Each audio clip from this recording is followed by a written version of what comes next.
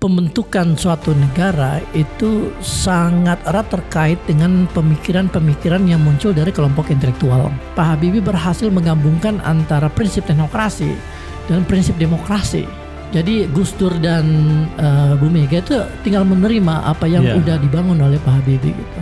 Di era Orde Baru, teknokrasi dan politik itu saling berkelindang satu sama lain. Orang-orang yang dipilih Pak Jokowi itu basically adalah pendukung beliau, tetapi tidak memiliki track record yang meyakinkan untuk mengelola wewenang yang diberikan ke dia gitu. Bahwa Republik ini harus dipimpin oleh seorang raja filsuf.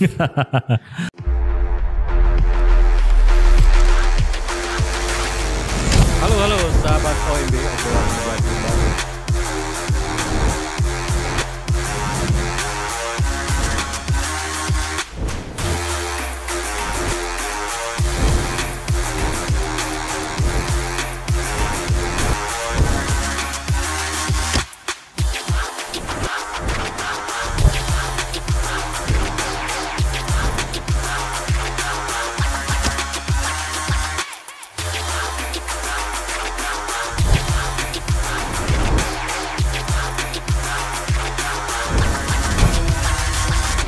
Sahabat OMB, kita kembali membahas masalah-masalah kritis yang menjadi fokus untuk pemerintahan ke depan, untuk negara Indonesia ke depan.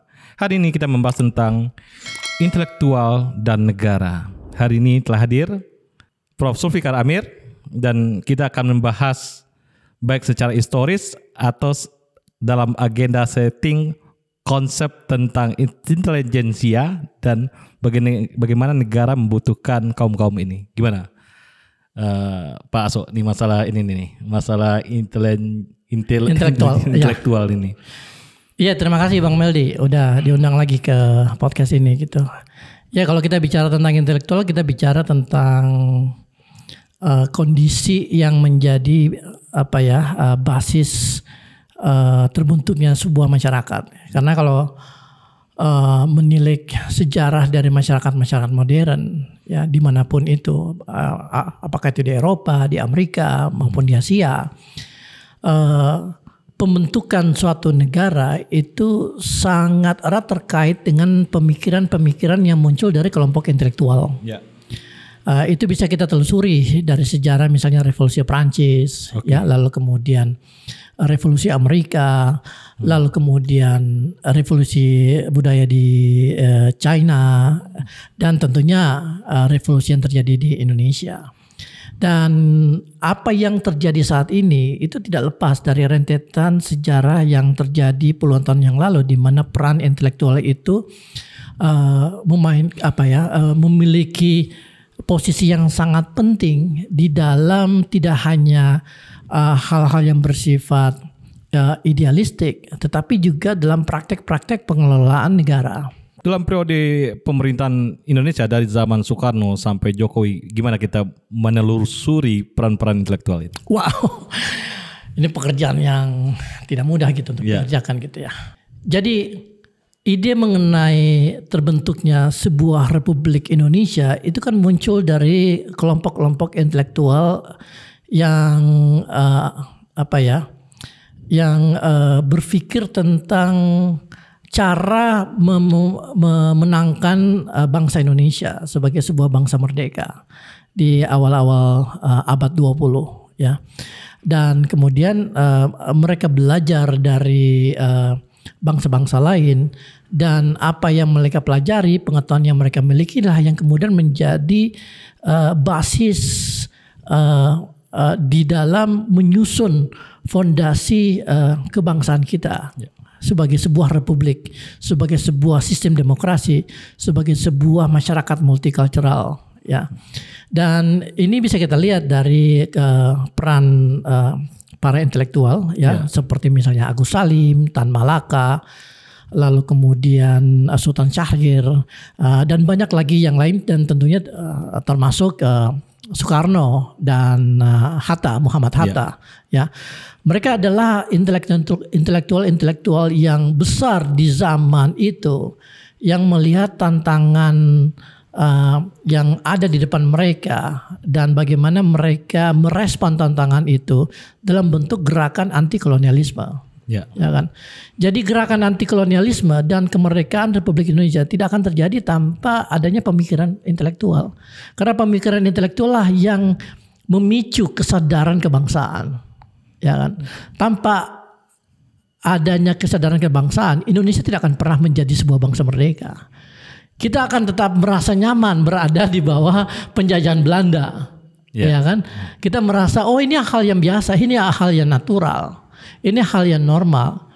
Hanya pemikiran intelektual yang kemudian memicu kemampuan kita untuk berpikir kritis bahwa ternyata kita itu dieksploitasi, diinjak-injak, lalu kemudian dimanfaatkan oleh bangsa lain. Dan karena itu kita harus merespon. Disitulah peran dari pemikiran intelektual. Jadi pemikiran intelektual ini bukan sesuatu yang yang bersifat pinggiran gitu, tetapi menjadi inti dari cara kita membangun masyarakat ini gitu.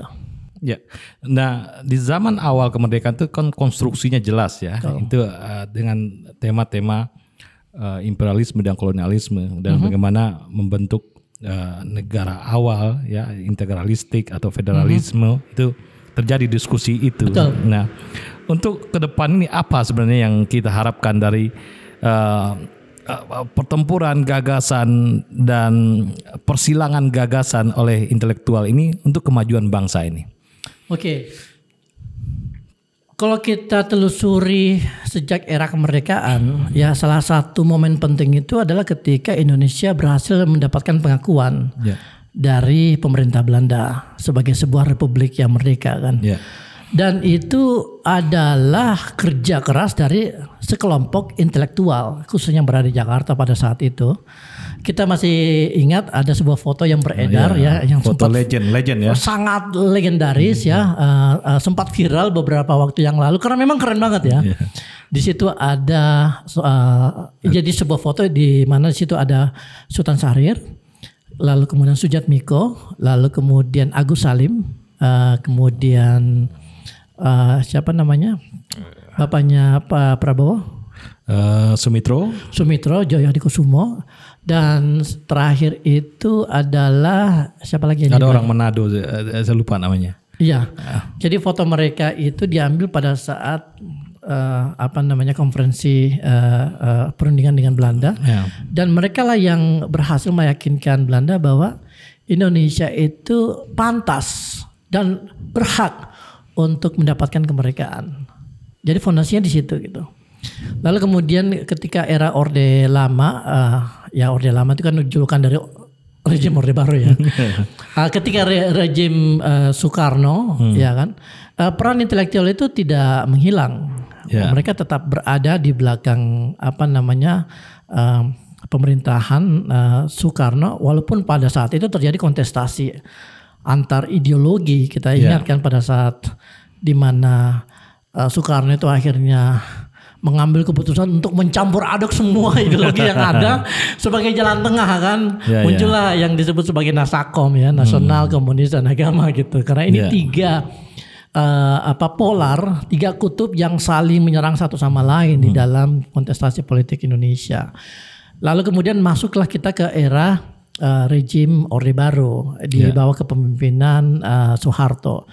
Nah, di sini menarik karena ada satu transformasi peran intelektual di mana pada eranya Soekarno peran intelektual itu lebih pada hal-hal yang bersifat ideologis. Ketika masuk ke era Orde Baru, peran intelektual itu berubah menjadi hal-hal yang bersifat teknokratis. Ya kan? Dan intelektual di sini itu tidak semata-mata sebagai kelompok yang memikirkan hal-hal yang bersifat filosofis, tetapi hal-hal yang bersifat teknis dan praktis. Ya. Dan ini termanifestasi di dalam peran sekelompok teknokrat yang kita tahu pada saat itu sangat dekat dengan Pak Harto dan ditarik menjadi arsitektur sistem ekonomi Orde Baru. Mereka ini adalah murid-murid Sumitro Joyo Hadikusumo yang dipimpin oleh Wijoyo, siapa namanya? Pak Wijoyo ya, Wijoyonomics ya. Pak Wijoyo, lalu kemudian Pak Emil Salim, ya Ali Wardana dan sebagainya. Mereka adalah ekonom-ekonom mumpuni yang mendapatkan pendidikan sampai S3 di Amerika Serikat, yang kemudian membawa pulang ilmu yang mereka pelajari untuk diterapkan di dalam membenahi permasalahan ekonomi dan perubahan sosial di Indonesia. Dan mereka berhasil. Ya kan, berhasil dalam waktu 20 tahun pertama Orde Baru. Ya kan, kita bisa lihat bagaimana Indonesia bangkit sebagai the so-called new Asian tiger di era 90-an, ya kan. Tentu para teknokrat ekonomi ini itu tidak sendiri.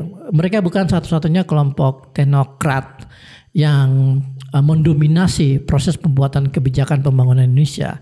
Karena ada kelompok teknokrat yang lain yang muncul yang berasal dari latar belakang pendidikan engineering di Jerman, di Eropa. Dan itulah Pak Habibie. Kan? Dan kedua kelompok teknokrat ini ya saling berkompetisi untuk mendapatkan pengaruh dan sumber daya yang mereka manfaatkan untuk melakukan perubahan sosial ekonomi di Indonesia. Cuman pendekatannya berbeda. Yang satu melalui teknologi, satu melalui pendekatan pasar gitu. Tapi kedua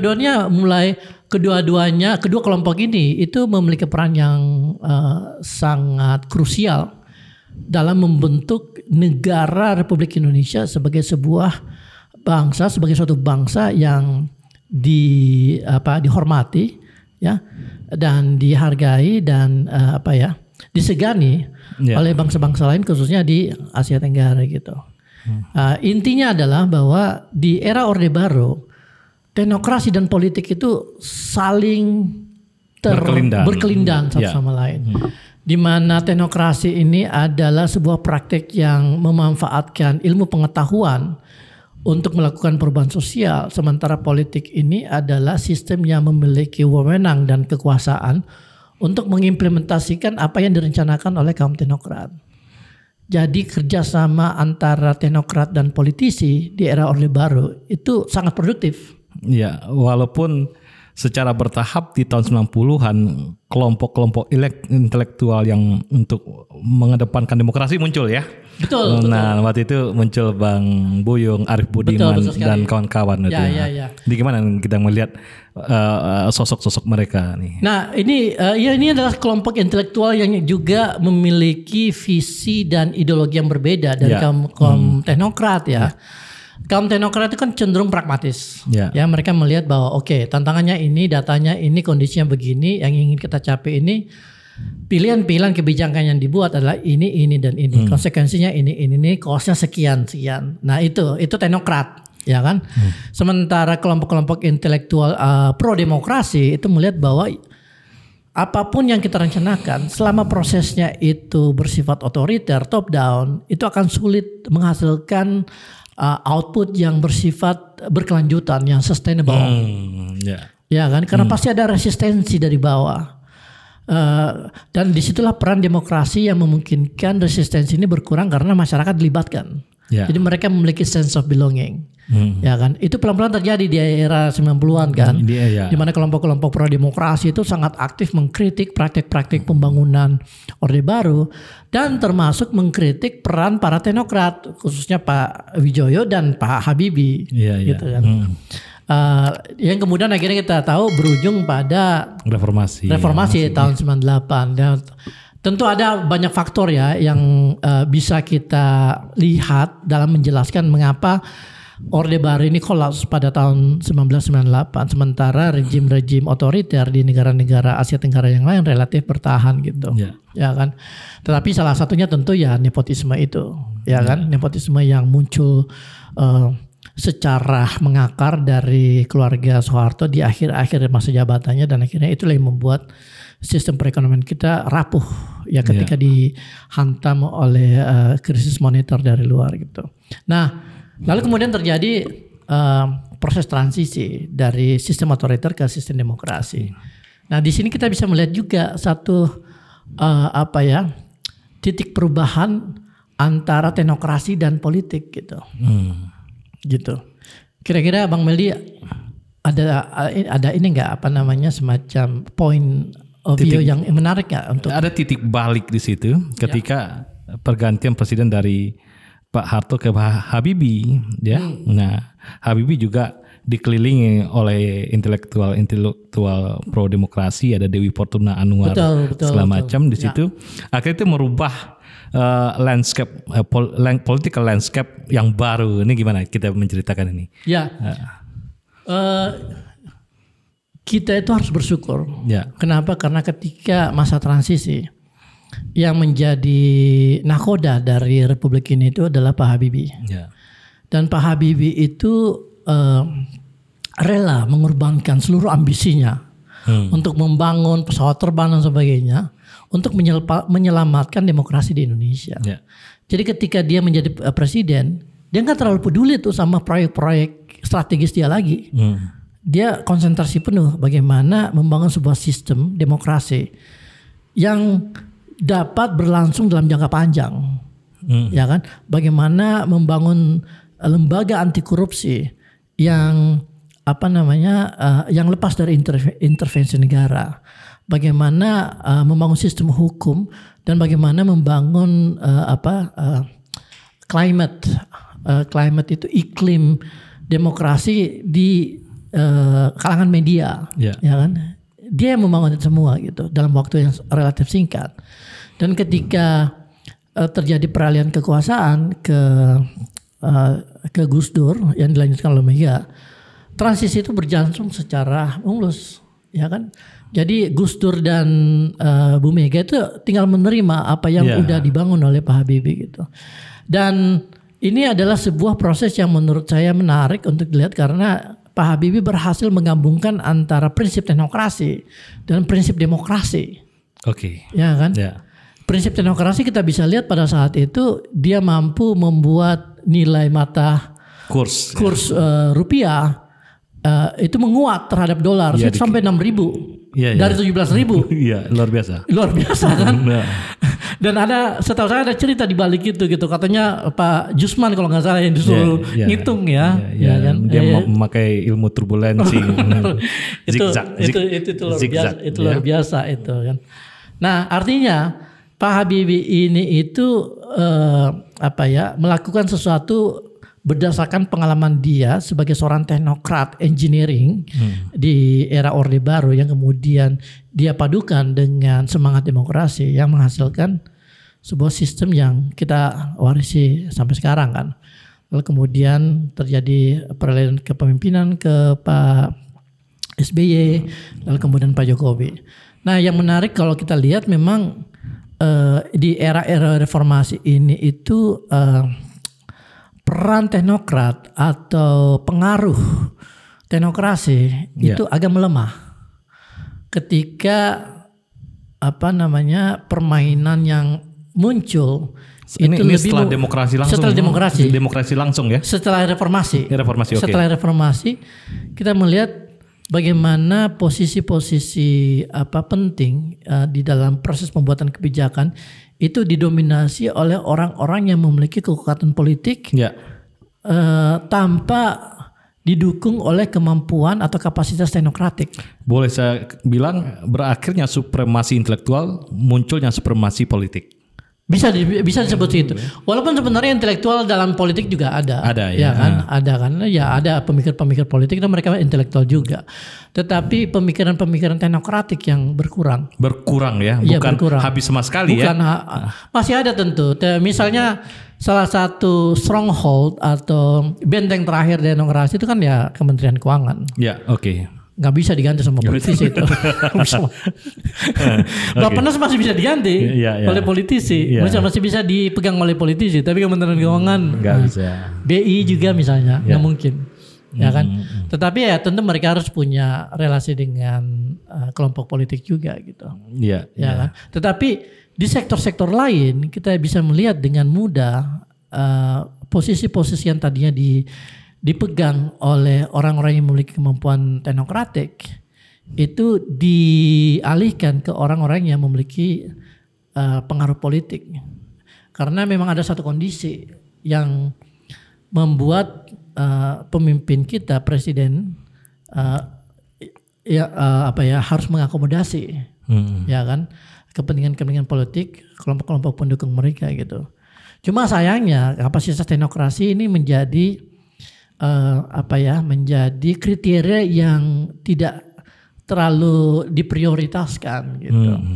Dan seperti itu Bang Melde. Jadi mendayung dua pulau ya, antara mendayung kepentingan politik dengan dengan argumentasi intelektual, ini salah satu seni leadership yang harus dimiliki presiden juga. Oh iya, sangat. Dan itu bukan pemikiran baru. Plato itu 2500 tahun yang lalu udah mengatakan itu gitu, bahwa republik ini harus dipimpin oleh seorang raja filsuf. Ya kan? Raja dalam arti dia yang memimpin, filsuf dalam arti dia seorang yang memiliki pengetahuan. Seorang teknokrat. Ya kan? Dan di era modern salah satu wujudnya itu adalah Lee Kuan Yew di Singapura. Dia tangan besi, ya melakukan perubahan, tapi memang dia orangnya cerdas gitu. Dan bersih kan.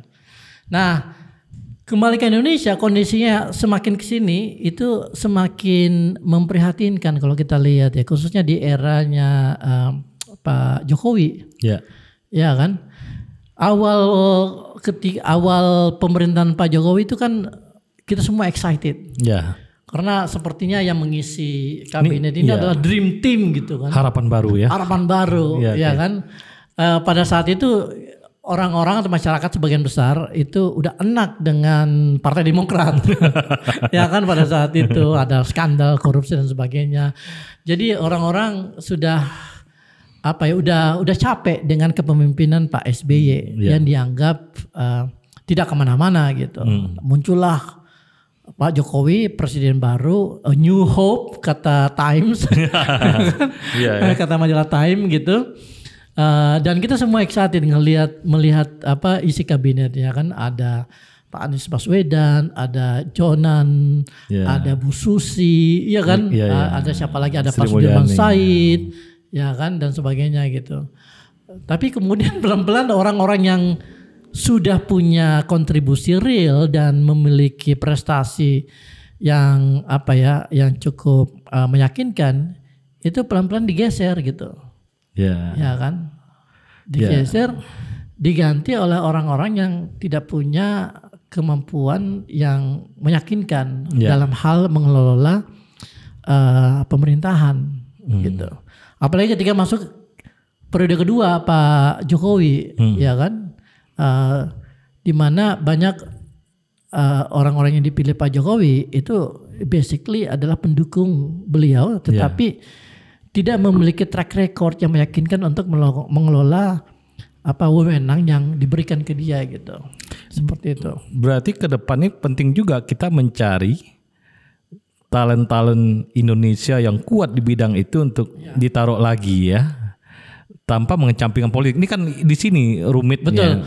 Nah, untuk sana saya pikir kita harus membedah atau mendiagnosa penyakit apa yang sedang sedang diderita oleh kepemimpinan Indonesia saat ini gitu.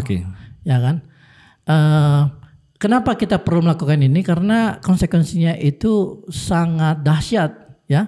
Salah satu contoh soal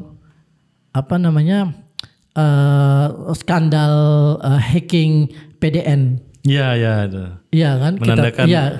Kita lihat orang yang bertanggung jawab di situ itu bukan orang yang memiliki kapasitas yang mumpuni untuk meyakinkan kita untuk menjaga keselamatan digital kita gitu, ya kan?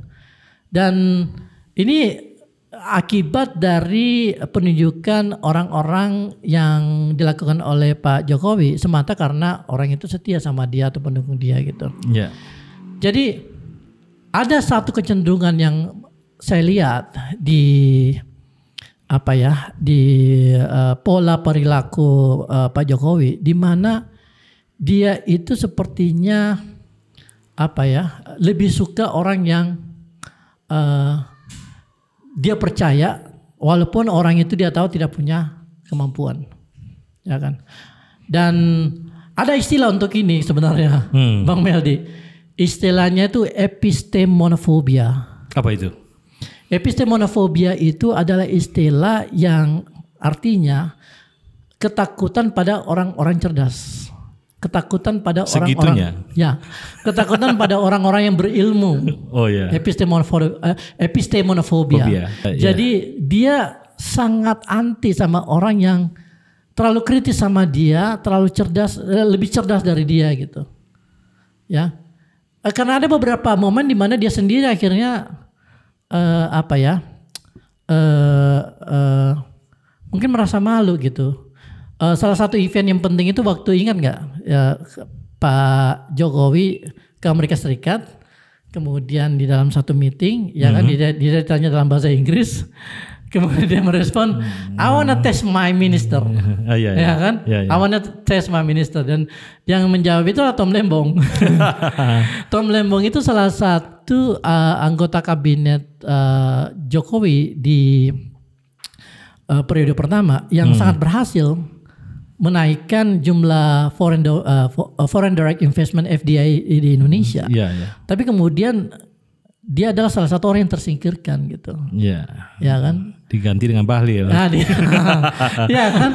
Nah, jadi saya nggak tahu, mungkin ini dugaan saya aja, tapi saya kira istilah epistemofobia ini itu menarik untuk dikaji. Saya kira Pak Jokowi harus belajar dari Pak Harto misalnya ya, yang dia sebenarnya nggak tahu apa-apa juga, tapi dia merekrut semua orang-orang pintar di bidang itu di zaman dia, dan dia is okay, jalankan. Nah itu yang harus cara memimpin yang benar. Nah Pak Soeharto itu kan punya relasi yang sangat dekat dengan Pak Habibie kan, sebelum reformasi ya. Dan kita tahu Pak Soeharto itu sangat respect, sangat menghormati Pak Habibie. Dan dia tidak mau berpretensi bahwa saya lebih pintar dari Habibie, atau berpretensi bahwa Habibie cuma anak buah saya gitu. Enggak. Jadi membuka ruang. Membuka, ya kan gitu. Di sisi lain Pak Habibie juga, ya walaupun dia berasal dari Sulawesi tapi kemudian ya ibunya orang Jawa ya. Jadi dia juga belajar tentang politik Jawa dan kemudian akhirnya bisa beradaptasi gitu ya. Nah, hubungan seperti ini itu kira-kira ada nggak ya antara Jokowi dengan siapa gitu? Ada nggak ya? Dan hubungan itu, mungkin sama Pratikno kali ya. Iya. Kita tidak melihat ya secara luas. Dulu kalau Pak Harto itu, kalau ada orang kecendana, ada kan di TVRI. TVRI itu ada sini kecendana segala macam, sambil mencatat buku besarnya, ada bukunya tuh. Dicatat satu idenya. Jadi dia mau belajar, mau menerima masukan dari orang-orang pintar yang dia hire, dia pekerjakan di dalam kabinet dia gitu. Nah Jokowi ini lebih senang sama orang yang menyanjung-nyanjung dia, walaupun hasilnya berantakan gitu. Ya kan. Nah ini yang saya sebut sebagai epistemofobia. Nah kalau kita ingin supaya kedepannya kepemimpinan Indonesia itu lebih solid dalam hal fondasi intelektualitasnya, nah penyakit epistemofobia ini harus dihilangkan. Gitu. Apakah ke depan itu ada peluang untuk begitu? Kalau kita lihat sih secara genealogi Pak Prabowo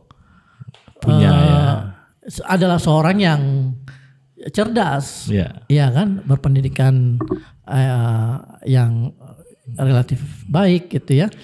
Lalu kemudian datang dari keluarga intelektual, ya kan. Pak Sumitro salah satu anggota delegasi Indonesia di perundingan dengan Belanda, gitu. Jadi mestinya tidak karena Pak Prabowo adalah seorang intelektual juga sebenarnya. Dia suka diskusi juga. Walaupun ya mas joget-joget, itu kan kampanye aja kan. Saya melihat kepintarannya Pak Prabowo itu kalau dia ketemu orang-orang di luar negeri. Saya melihat, wah begitu pintarnya. Saya pertama kali melihat Pak Prabowo pidato dalam bahasa Inggris waktu NTU mengundang ke Singapura. Ya kan, saya duduk salah satu agak di depan gitu kan, terus dia ngomong, 1 jam ada sekitar 500 orang mendengarin di terpesona. Ya kan? Sempat bertanya juga saya waktu itu, Pak, gini. Ya, tapi Prabowo itu ya dia seorang intelektual. Yang kebetulan berlatar belakang militer. Ya kan? Gitu.